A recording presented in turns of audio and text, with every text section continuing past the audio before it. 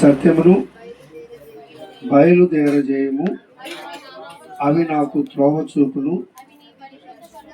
అవి నీ పరిశుద్ధ పర్వతమునకు, నీ నివాస స్థలమునకు నన్ను తోడుకొని వచ్చును. అప్పుడు నేను దేవుని బలిపీఠం వద్దకు,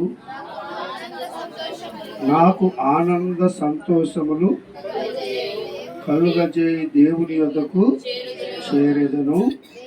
దేవా, నా దేవా, సితారా వాయించుచు నీకు కృతజ్ఞతాస్తుతులు చెల్లించెదను. దేవునికి మహిమ కలుగును గాక. హల్లెలూయా. ఒక శ్రేష్టమైనటువంటి ఆశ, ఒక మంచి దృక్పథము ఈ భక్తుల్లో మనం చూస్తూ ఉన్నాం. చాలామంది ఏం కోరుకుంటారు అంటే, లోకములో ఉన్న వాటిని మనకి మనుషుడికి గొప్పగా చెప్పుకునే వాటిని, లేకపోతే అందరికంటే మెప్పుగా ఉండవలసిన వాటిని మనం ఎక్కువగా కోరుకుంటూ ఉంటాం. దేవుని యొక్క కృపను బట్టి, ఆయన నామాన్ని బట్టి మరి ఇలాంటి ఆలోచన, ఇలాంటి ఆత్మీయమైన ఆశ ఇతను కొన్నది ఏంటంటే, దేవుని మందిరానికి వెళ్ళాలి అనేటువంటిది. అందుకని రెండు ఆయనను తోడుగా తీసుకురమ్మని అడుగుతా ఉన్నాడు. ఒకటి, నీ వెలుగును నీ సత్యమును బయలుదేరజేయము, అవి నాకేం చేస్తాయి? త్రోవను చూపుతాయి. ఎక్కడికి త్రోవను చూపుతాయి అంటే, ఇవి దేవుని యొక్క నివాస స్థలంలోకి, ప్రార్థన జరిగే స్థలంలోకి, ఆరాధన జరిగే స్థలంలోనికి, దేవుని స్తుతించే స్థలంలోనికి, దేవుని నామం నివాసం చేసే స్థలంలోనికి, దేవుని యొక్క కార్యాలు జరిగే స్థలంలోనికి. చాలామంది ఇలాంటి స్థలాలు ఎక్కువగా కోరుకోరండి. దారిని వస్తూ ఉంటే ఆ సినిమాలు రోడ్డు మీద చాలామంది గుంపులు గుంపులుగా అక్కడే ఉంటారు. ఎవరికి చూపిస్తున్నారు ఆ దారి? ఎవరు చూపిస్తే వెళ్తున్నారండి? ఎవరికి వాళ్ళు అలా పరిగెత్తుతున్నారు. అలాగనే చాలామంది వివాదమైన స్థలంలోకి వెళ్తూ ఉన్నారు. చాలామంది మనస్మర్ధలు కలిగించే స్థలంలోకి వెళ్తున్నారు. చాలామంది అవసరం లేని వాటి స్థలంలోకి వెళ్తూ ఉన్నారు. కానీ భక్తుడు అడుగుతూ ఉన్నాడు ఒకే ఒక ఆలోచన, దైవికంగా దేవుని కృప పొందుకొనుట కొరకై అతడు, దేవా, నాకు త్రోవ చూపటానికి నీ వెలుగును నీ సత్యమును ఏం చేయమంటున్నాడు? బయలుదేరజేయి. నాకు అవి ముందుగా వస్తే నేను ఎటు తప్పిపోకుండా నేను దేవుని మందిరంలోనికి వస్తాను. చాలామంది దేవుని మందిరంలో ఆ వెలుగు చూపిస్తున్నా కానీ ఆ వెలుగు వైపు రారండి. చాలామంది వారి యొక్క ఆలోచన, వారి యొక్క ఉద్దేశాలు వేరువేరుగా ఉంటాయి. జ్ఞానులకు నక్షత్రము యేసుక్రీస్తు పుట్టిన స్థలాన్ని చూపిస్తున్నాయి. వారు ఆ నక్షత్రమును చూస్తూ ఆయన నివాసము, ఆయన ఉన్న స్థలంలోనికి వస్తూ ఉన్నారండి. ఎప్పుడైతే వారి ఆలోచన వేరుగా మారిందో, వారి ఆలోచనలో వేరే విధమైనటువంటి ఆలోచన వచ్చిందో, వాళ్ళు ఒకటే అనుకున్నారు, మనం నక్షత్రం చూడటం ఎందుకు? అసలు రాజు జన్మించేది రాజు యొక్క అంతఃపురంలో కదా, రాజు దగ్గరికి వెళ్తే మనం ఈ నక్షత్రాన్ని చూడాల్సిన పని లేదు, రాజు దగ్గర తెలిసిపోద్ది మనకి అనుకొని రాజు దగ్గరికి వెళ్ళారండి. అక్కడికి వెళ్తే వాళ్ళు వెతుకుతున్నటువంటి రక్షకుడు అక్కడ లేడు. చాలామంది వారి జీవితాల్లో ఇలా వారు వెలుగు వారిని నడిపిస్తూ ఉంటే ఆ వెలుగును చూడకుండా వారి సొంత ఆలోచనల ద్వారా వేరే వేరే మార్గాలు వెతుక్కుంటూ ఉన్నారు. ప్రభునందు ప్రియమైన సంగమా, దేవుని బిడ్డలారా, భక్తుడు రాస్తున్నాడు, నీ యొక్క వెలుగును నీ సత్యమును నా ముందు ఏం చేయమను? బయలుదేరి. అవి నన్ను ఎక్కడికి తీసుకెళ్తావండి? ఓ దేవుని యొక్క నామమును బట్టి ఆయన ఆరాధించే స్థలములోనికి, పరిశుద్ధమైన స్థలములోనికి. మన యొక్క విశ్వాసం అలా ఉండాలి, మన యొక్క ఆత్మీయత అలా ఉండాలి. మనం పడిపోకుండా, మనం వెనుగు తిరగకుండా, మనం అటు ఇటు దొర్లాడకుండా దేవుని యొక్క మార్గంలో మనం నడిచినట్లయితే ఆయన సన్నిధి, ఆయన ఆత్మీయ అనుభవాన్ని మనం పొందుకుంటాం. లోతు చూడండి, చూడకుండా వెళ్ళమని చెప్పారు, వెనక్కి తిరగకుండా వెళ్ళమని చెప్పారు. కానీ లోతు భార్య ఆ మాటలు నిర్లక్ష్యం చేసి వెనక్కి చూసింది. వెనక్కి చూడటం వల్ల ఆమె అక్కడ ఉప్పు స్తంభమై పోయింది. మన జీవితాల్లో చాలామంది ఆ వెలుగును గ్రహించటం లేదండి, ఆ వెలుగును గమనించటం లేదండి. ఆ వెలుగు యొక్క ఉజ్జీవాన్ని, ఆ వెలుగు యొక్క ఆత్మీయమైన తేజస్సును చాలా మంది సంపాదించుకోవటం లేదండి. ప్రభునందు సంగమా, దేవుని బిడ్డలారా, ప్రభు కార్యాలు మనం చాలా జాగ్రత్తగా గమనించాలి. దేవుని యొక్క సన్నిధానములో ఇర్మియా గ్రంథకర్త రాస్తాడు, 6వ అధ్యాయము 16వ వచనాన్ని మనం చూస్తే, ఇర్మియా గ్రంథకర్త 6వ అధ్యాయము, యెహోవా ఇలాగు సెలవిచ్చుచున్నాడు, మార్గములలో నిలబడి చూడండి, పురాతన మార్గములను గూర్చి విచారించుడి, మేలు కలుగు మార్గమేది అని అడిగి అందులో నడుచుకునుడి, అప్పుడు మీకు ఏం కలుగుతుందట? నెమ్మది కలిగిద్దంట. మేలు కలుగజేసే మార్గం. అయా, నీ వెలుగు నాకు త్రోవ చూపాలి, మేలు కలిగి చేసే మార్గం ఉంది, నీకు ఆదరణ కలిగి చేసే మార్గం ఉంది, నిన్ను ఆత్మీయంగా బలపరిచే మార్గం ఉంది. తెలియకపోతే తెలుసుకోండి, అడగండి, వాక్యాన్ని ఎదకండి, ప్రార్థనలో కనిపెట్టండి, విశ్వాస సంబంధంగా సిద్ధపడండి. మనం వెళ్ళవలసిన మార్గం ఏదో తెలుసుకోకుండా మనం ఎక్కడికో వెళ్ళిపోతే మన జీవితాల్లో నెమ్మదిని పొందలేం. ఈ 2026 సంవత్సరము నీ జీవితము నెమ్మదికరమైనదిగాను, దేవుని కృప చేత ఆయన వెలుగులో నడిపించి ఆయన క్షేమాన్ని సంపాదించుకునేదిగా ఉండాలండి. దేవుని కార్యాలు చాలా గొప్ప. వాక్యం మనం చాలా జాగ్రత్తగా వినాలి. వాక్యము మన విశ్వాస జీవితాన్ని బలపరుస్తూ ఉంటుంది. అందుకే ఇర్మియా గ్రంథకర్త ద్వారా అంటున్నాడు, మార్గములో నిలిచి చూడండి, పురాతనమైన మార్గమును గురించి విచారణ చేయుడి, మేలు కలుగు మార్గమేది అని అడిగి తెలుసుకోండి అన్నాడు. చాలా మంది మేలు కలుగుతుందో లేదో కానీ వారి ఇష్టాలకు వచ్చిన మార్గాల్లో వెళ్ళిపోతా ఉన్నారండి. వారి మనసుకు వచ్చిన మార్గాల్లో వెళ్ళిపోతున్నారండి. ఆ మార్గంలో వెలుగును సత్యమును వారిని నడిపిస్తున్నదా లేదో తెలియదండి. ఆ మార్గంలో వారికి మేలు కలుగుతుందా లేదో తెలియదండి. ఆ మార్గంలో వాళ్ళకి నెమ్మది ఉందా లేదా తెలియదండి.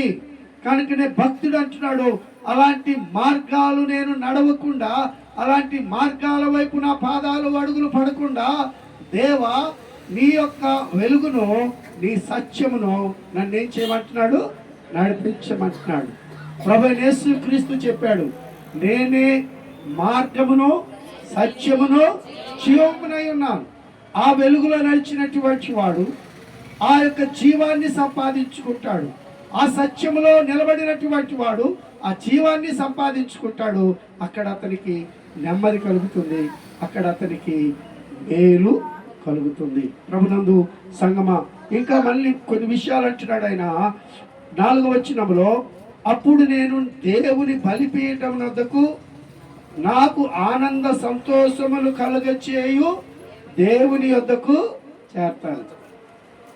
ఏం కలుగజేస్తుంది అంటే దేవుని మందిరంలో ఆనంద సంతోషాలు. అంటే నీకున్నటువంటి 2026 సంవత్సరపు యొక్క దీవెన కలగటానికి గత కాలం అంతా జరిగినటువంటి కీడులు కానీ, నష్టాలు కానీ, సమస్యలు కానీ దేవుడు తొలగిస్తాడు. ఎక్కడికి వెళ్తే, ఎక్కడ నిలబడితే, ఎక్కడ మనము ఆ యొక్క స్థలాన్ని ఏర్పాటు చేసుకుంటే మన సొంత స్థలంలో కాదండి, ఆ వెలుగును సత్యమును చూపించే స్థలంలోనికి మనం వెళ్ళాలి. ఆ వెలుగు సత్యం ఎక్కడికంటే దేవుని యొక్క ఆరాధన, దేవుని నివాస స్థలము, దేవుని నామాన్ని ఘనపరిచేటువంటి ఆ స్థలములోనికి తీసుకెళ్తుందండి. ఆ వెలుగు సత్యం కూడా ఎంత గొప్పగా మనకి తోడుగా ఉండి మేలు చేస్తుందో తెలుసా? నిర్గమకాండము 13వ అధ్యాయం 21వ వచనాన్ని మనం చూసినట్లయితే, నిర్గమకాండము 13వ అధ్యాయము 21వ వచనము, వారు ప్రయాణము చేయునట్లుగా యెహోవా త్రోవలో వారిని నడిపించుటకై పగటి వేళ మేఘస్తంభములను వెలిగించుటకు, రాత్రి వేళ అగ్ని స్తంభములను ఉండి వారికి ముందుగా నడుచుచూ వచ్చెను.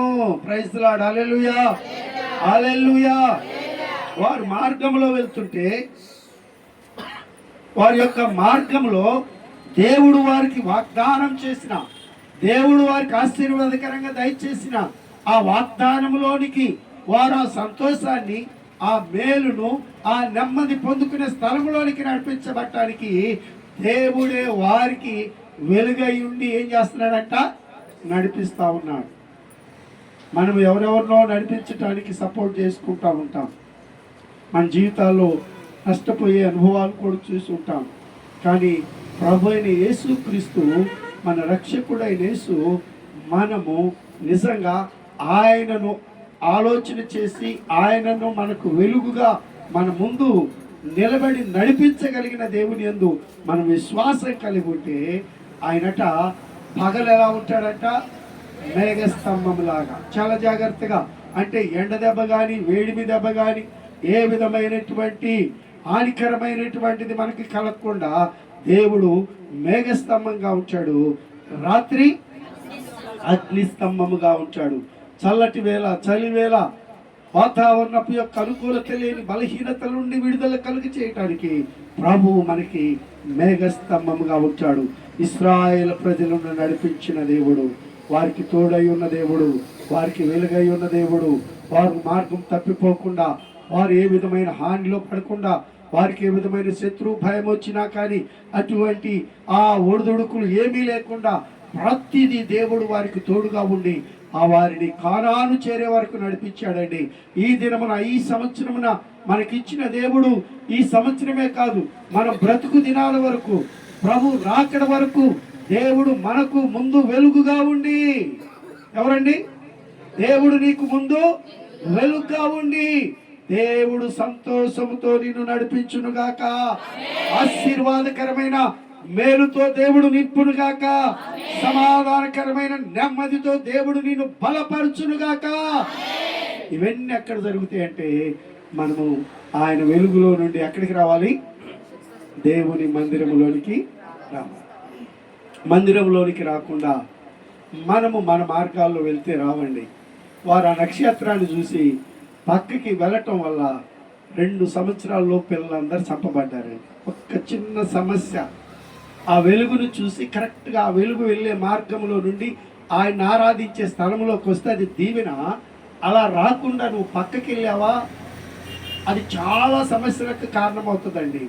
ఎప్పుడైనా ఒక విశ్వాసి బైబిల్ పట్టుకొని ఇంట్లో నుంచి ప్రార్థనకని బయలుదేరారా, వారు బయలుదేరిన స్థలము నుండి మందిరంలోకి వచ్చే వరకు కూడా ఎటు చూడకూడదు, ఎటు వెళ్ళకూడదు, ఎవరితో మాట్లాడకూడదు, ఎవరి దగ్గర సమయాన్ని గడపకూడదు. అలా తప్పావా, దేవుని స్థలాన్ని, ఆరాధించే సమయాన్ని, దేవునితో గడిపే పరిస్థితిని పోగొట్టుకుంటావండి. అలా పోగొట్టుకుంటున్నావంటే కారణం ఏంటంటే దేవుడిచ్చే సంతోషాన్ని నీవు పోగొట్టుకుంటున్నావు.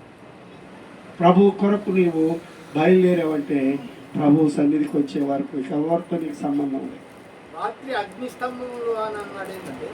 అగ్ని అంటే రాత్రి చలికాలము ఉంటుంది కదా, వేడి కలగాలి కదా, చలికాలము ఏది చలిమంట వేసుకున్నట్టుగా ఆ అగ్ని ఉందనికే ఆ అగ్ని వల్ల రాత్రి వచ్చే కీటకాలు కానీ, క్రిములు కానీ, హానికరమైన జంతువులు కానీ వాళ్ళ యొద్దకు కూడా రాకుండా దేవుడు కాపుదల. అందుకనే రాత్రి లైట్ లేకుండా నువ్వు ఎక్కడికి వెళ్దావు. అందుకనే ప్రభు రాత్రి వాళ్ళకి ఆ అరణ్యంలో లైట్లు ఉండవు కాబట్టి వాళ్ళకి దేవుడే ఒక గొప్ప అగ్ని స్తంభముగా, ప్రైజ్ ది లార్డ్, హల్లెలూయా, అలా దేవుడు నిలబెట్టి వాళ్ళని నడిపించాడండి. ఈరోజు కూడా మనకి కనబడనటువంటి ఆత్మీయ వెలుగును దేవుడు మనకి ఇస్తున్నాడు. మనం ఆ వెలుగును చూడటం లేదు, గ్రహించటం లేదు. యోహాను సువార్త 1వ అధ్యాయంలో ఆ వెలుగుని గురించి రాస్తారండి. 1వ అధ్యాయంలో ఆ వెలుగుని గురించి రాస్తారు.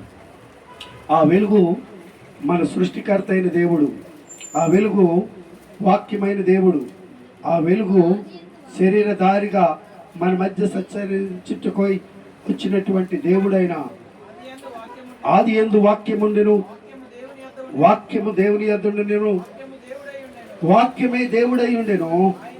ఆయన దేవుని యొద్ద ఉండెను, సమస్తమును ఆయన మూలంగా కలిగెను. కలిగినదేది ఆయన లేకుండా కలగలేదు. ఆయనలో జీవముండెను, ఆ జీవము మనుషులకు వెలుగై ఉండెను. ఆ వెలుగు చీకట్లో ప్రకాశించుచున్నది కానీ చీకటి దాన్ని ఏం చేయలేకపోతుందంట. అదండి, ఆ వెలుగు నీకు కూడా మందిరానికి రావడానికి చూపిస్తా ఉంది. నీవున్న ఆలోచన, నీకున్న పని, నీకున్నటువంటి దేవుని మీద ఆసక్తి లేని పరిస్థితిలో కూడా వెలుగు నిన్ను ప్రేరేపిస్తూ ఉంటుంది. కానీ నువ్వేం చేస్తున్నావు తెలుసా? గ్రహించటం లేదు. గ్రహించకపోవటం వల్ల దేవుని యొద్దకు సరిగా రావటం లేదండి. దేవునితో సరిగా నీ ఆత్మీయ సంబంధాన్ని పెంచుకోవటం లేదండి. ప్రార్థనలో అంతగా నువ్వు బలపరచబడటం లేదండి. ఆ వెలుగు మన మీద ప్రకాశించుచున్నది అని చెప్పి రాయబడి, అందుకనే కీర్తనకారుడు రాస్తాడు, అన్నాడు, నీ వెలుగును నీ సత్యమును నన్ను ముందుగా నడిపింపజేయండి, నాకు త్రోవ చూపండి అయ్యా. ఆ త్రోవ చూపటం కోసం మనకి తెలియదు అనుకుంటామేమో, మన ఊర్లోనే కదా మందిరం ఉంది, మాకు ఇక్కడే కదా అని ఉంటాం. మరి మన ఊర్లోనే మందిరం ఉంటే ఏ త్రోవని వెళ్తున్నావు నువ్వు మందిరానికి రాకుండా? మన ఊర్లోనే మందిరం ఉంటే నువ్వు ఎక్కడ ఈ మందిరంలో ఉండాల్సిన సమయం నువ్వు ఎక్కడ ఉంటున్నావు? నువ్వు గ్రహించకపోవటం వల్లే కదా, సత్యాన్ని తెలుసుకోలేకపోవటం వల్లే కదా, ఆత్మీయంగా సరైన అవగాహన లేకపోవటం వల్లే కదా నువ్వు త్రోవ తప్పి ఎక్కడికో వెళ్ళిపోతున్నావు. ఇక్కడ ప్రార్థన జరుగుతుంటుంది, డ్రమ్ము కొడుతూ ఉంటారు, చక్కగా మైకిని పడుతూ ఉంటుంది, అయినా కానీ ప్రార్థనకు రాకుండా ఈ మార్గం నుండి వెళ్ళిపోతావు నువ్వు, ఈ సంఘబిడ్డవైనా. అంటే పరిస్థితి ఏంటి? వెలుగుని మీద ప్రకాశించుచున్నది కానీ మీరేం చేయలేకపోతున్నారు, గ్రహించలేకపోతున్నారు. కనుకనే మన జీవితాలు దేవుని కొరకు సమర్పణ కలిగినగా ఉండటం లేదు. కనుకనే మనము దేవుని కొరకు ఆసక్తి కలిగి ఉండలేకపోతా ఉన్నాం. ప్రభునందు ప్రియమైన సంగమా, దేవుని బిడ్డలారా, అందుకే భక్తుడు అంటున్నాడు, అయ్యా నీ యొక్క పరిశుద్ధ ఆలయములో నేను సంతోషంగా ఉండాలి, నీ బలిపీఠం వద్ద నేను నివాసం చేయాలి, దేవుని యొక్క సన్నిధానములో ప్రభువుకి కృతజ్ఞతాస్తుతులు చెల్లించాలి. ఎంత చక్కగా, ఎంత ఆసక్తిగా చెప్తున్నాడండి. అలా ఉండుట వల్ల మన జీవితంలో కలిగే ఆశీర్వాదాలు మనం చూద్దాం. ఇదే కీర్తన గ్రంథం 65వ కీర్తన 4వ వచనాన్ని మనం చూసినట్లయితే, నీ ఆవరణములలో నివసించున్నట్లు నీవు ఏర్పరచుకొని చేర్చుకునివాడు ధన్యుడు. దేవునికి స్తోత్రం, హల్లెలూయా. ఎక్కడంటండి ఆవరణం అనగా? నీ ఆవరణములో ఒక్క దినము గడుపుట 1000 దినాల శ్రేష్టత.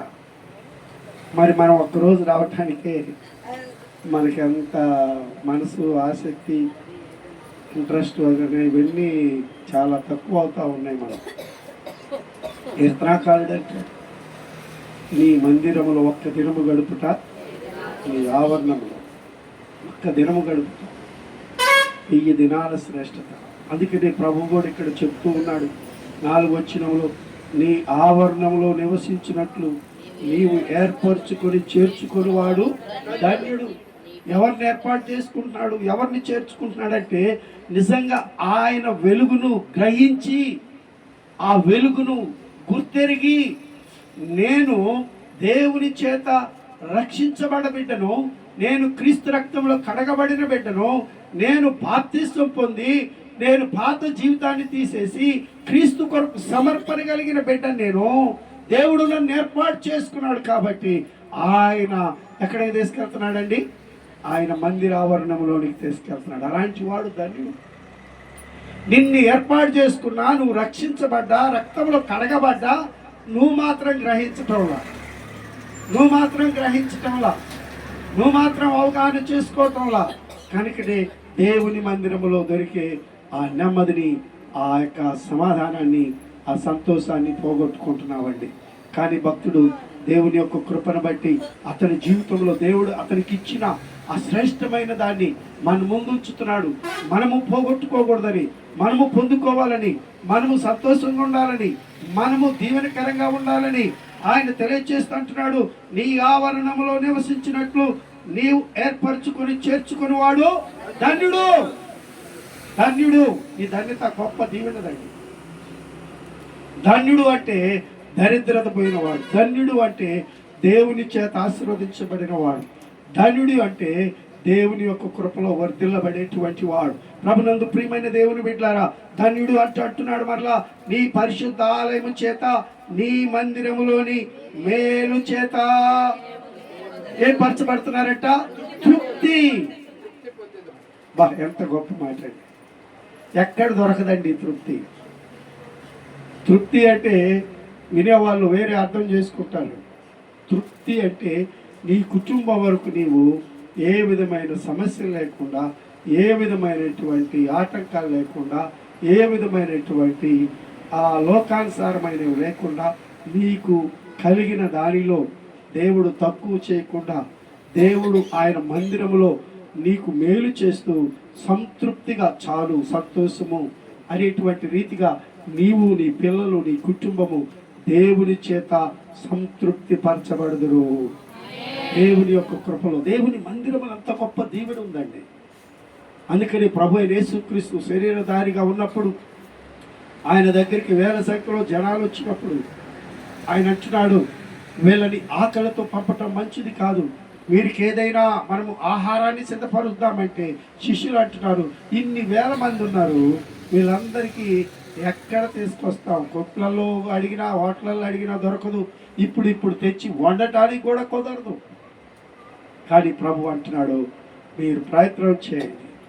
అక్కడ ఒక చిన్నవాడు లేచి అంటున్నాడు, అయ్యా నా దగ్గర 5 రొట్టెలు 2 చేపలు.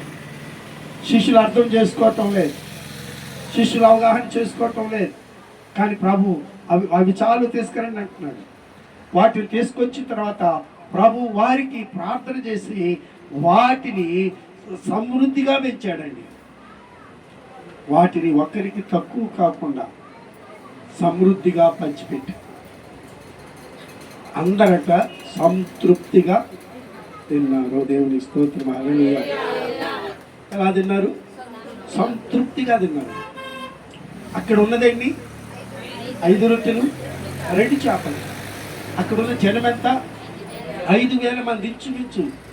పురుషులు కాక స్త్రీలు, స్త్రీలు కాక పురుషులు, వీళ్ళందరినీ పోగేస్తే అక్కడ ఎస్టిమేషన్ వేస్తే దగ్గర దాకా ఒక 18,000, ఒక 15,000. ఏమండి, ఆ సంఖ్యను అక్కడ చూపిస్తున్నారు. పిల్లలతో, పురుషులతో, స్త్రీలతో కలిపితే అన్ని వేల మందికి ఆహారం పెట్టగా మరలా తక్కువ కాలేదట, వీళ్ళకి అందలేదనే సమాధానం చెప్పలేదట. అక్కడ 12 గంపలు ఎత్తబడ్డాయి. దేవుని స్తోత్రం. హల్లెలూయా. సంతృప్తి అంటేదండి, నీకున్న దానిలోని దేవుడు ఇంకా సమృద్ధినిచ్చి కొరత కాకుండా చూసేదే సంతృప్తి. దేవుని మందిరములో ఉంటుంది.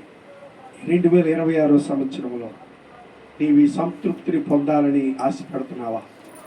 ఇటు సంతృప్తి చేత నీవు దేవుని కృపలో మేలు పొందాలని ఆశపడుతున్నావా? ప్రియ సంగమా, దేవుని బిడ్డలారా, దేవుని యొక్క నామాన్ని బట్టి ప్రభు యొక్క కార్యాలను బట్టి మనము కానీ ఆసక్తి కలిగి కానీ ఉంటే ప్రభు యొక్క కృపను బట్టి మనము ఈటి మేలు, పురాతనమైన మార్గం ఏందో తెలుసుకోవాలి. తెలుసుకోవటం అంటే మేలు చేసేదేది, కీడు చేసేదేది. ఆ మేలు చేసే మార్గంలో నడవండి, అక్కడ మీకు నెమ్మది కలిగిద్దని చెప్తున్నాడు. ఇక్కడ కీర్తనాకారుడు కూడా చెప్తున్నాడు, నీ ఆవరణలో నువ్వు నివసించినట్లు నీవు ఏర్పరచుకొని చేర్చుకుని వాడు ధన్యుడు, నీ పరిశుద్ధ ఆలయము చేత నీ మందిరములోని మేలు చేత ఏం చేయబడతాడు. ఇక్కడ చాలా ఉందండి మందిరంలో. మనమే రాత్రికి ఎందుకు వెళ్తాం అక్కడికి అని నిర్లక్ష్యం చాలా మందికి. అది పోగొట్టండి. ఈ సంవత్సరము మారండి. ఈ సంవత్సరం వెలుగుగాను సత్యముగాను నీ మీద ప్రకాశించు దేవుడు ఉన్నాడని మర్చిపోకండి. ఆయన నిన్ను మేలుతో నింపి సంతృప్తిపరచు దేవుడు. ఆయన నీ కుటుంబానికి సమాధానం దయచేసే దేవుడు, నెమ్మదిని కలిగించే దేవుడు. అట్టి కృప మనం చూడాలి. చాలామంది అంటారు, ఈ సంవత్సరం రాకడ దినాలు, శ్రమల దినాలు, ప్రభు రాకడ దినాలు, శ్రమల దినాలు కాబట్టి ఆశీర్వదించబడతారని చెప్తే నమ్మబాకండి అనుకుంటారు చాలామంది. కానీ మనము దేవునిలో ఉంటే, మనము దేవునితో గడిపితే, మనము దేవుని మందిరములో ఆయనను ఆరాధించేవారిగా, ఆయనను గణపరిచేవారిగా, మనం ఇందాక చదువుకున్నాము ఆ కీర్తన భాగం 43వ కీర్తనలో అక్కడ చక్కగా రాస్తా ఉన్నాడు. ఆ కీర్తనాకారుడు శ్రేష్టమైన విషయాన్ని తెలియజేస్తా ఉన్నాడు. ఏమంటున్నాడండి? అప్పుడు నేను నీ బలిపీఠం వద్దకు నాకు ఆనంద సంతోషము కలుగజేయి దేవుని వద్దకు చేరేదను. దేవా నా సితారా వాయించుచు. ప్రైజ్ ది లార్డ్, హల్లెలూయా. ఇది మనం చేయాల్సి ఉంటుంది. దేవుని మందిరంలోకి వచ్చి ఎవరు ఖాళీగా ఉండకూడదట.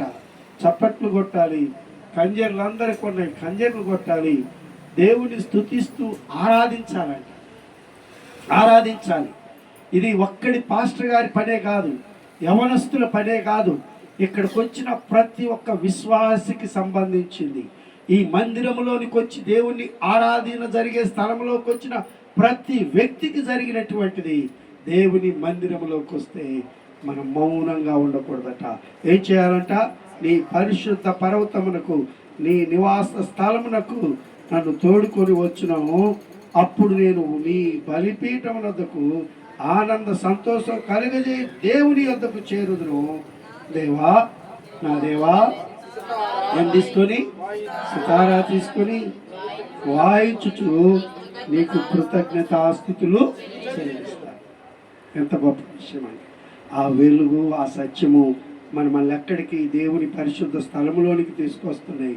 దేవుని యొక్క బలిపీఠం వద్దకు తీసుకొస్తున్నాయి. అక్కడ నీకు ఆనందము, సంతోషం, విడుదల, విముక్తి, బంధకాల నుంచి, సమస్యల నుంచి. ప్రియ సంగమా, ఈ సంవత్సరపు యొక్క దీవెన మనం పోగొట్టుకోకుండా ఉండాలంటే నీ ఒకటే నిర్ణయం చేసుకో. మనకి 52 వారాలు ఉన్నాయి ఈ సంవత్సరంలో. ఈ 52 వారాలు నేను నా దేవునితో గడపాలి. కొంతమందే చేయదు. ఈ 52 వారాలు ఎవరితో గడపాలి? పిల్లలతో గడపాలి, ఇంటితో గడపాలి, మా పరిస్థితులను బట్టి గడపాలి కాదండి. వెలుగు నీ మీద ప్రకాశిస్తుంది, సత్యము నీకు తోడుగా ఉంది, నిన్ను సత్యవంతురాలిగా, సత్యవంతుడిగా దేవుని కొరకు సాక్షిగా నిలబెడుతుంది. అది నిన్ను తోడుకొని ఆ వెలుగు, సత్యము వెళ్ళి నీ మీద ప్రకాశిస్తుంది. నువ్వు గ్రహించకుండా ఉండొద్దండి. గ్రహించకుండా తప్పావా, సమస్య తెచ్చుకుంటావు. అది గ్రహించి దానిని వెంబడించావా, సంతోషాన్ని, నెమ్మదిని, క్షేమాన్ని కలగజేస్తుంది. దేవుడు తన మాటలు దీవించును గాక. చిన్న ప్రార్థన చేసుకున్నాం. ప్రార్థన అయిన అనంతరము మనకి బాధ పరిచర్య ఉంటుంది. ప్రతిదీ చక్కగా ఒకరి తర్వాత ఒకరు సిద్ధపడి రావాలి. ఆ దేవుని యొక్క నామమును బట్టి మనకు అక్కడ ఒక